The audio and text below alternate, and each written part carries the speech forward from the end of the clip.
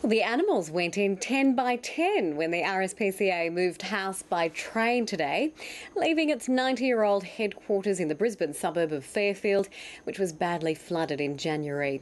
So it was all aboard the Pause Express for all creatures great and small, with apologies to Dr. Zeus.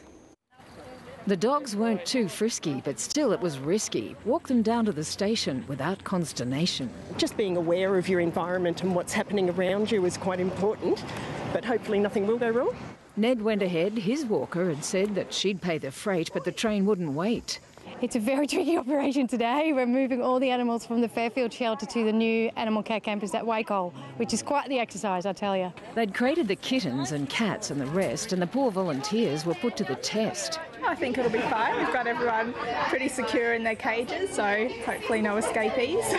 So, with one last meow and a pat and a woof, the train left the station with one mighty chuff. Goodbye to the suburbs, hello to the west. They'd find things at Wacol were all for the best. It's gone from being a prison for young offenders to a home for neglected and abused animals, and hopefully a place where they will find new families. Millions it cost, but none of it lost. It could make a cat bark. It's state of the art.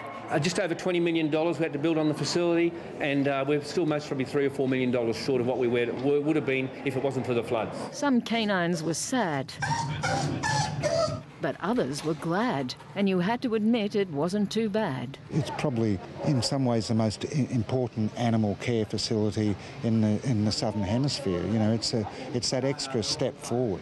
So now they're all settled, well-watered and fed. And by the time you can see this, they'll all be in bed.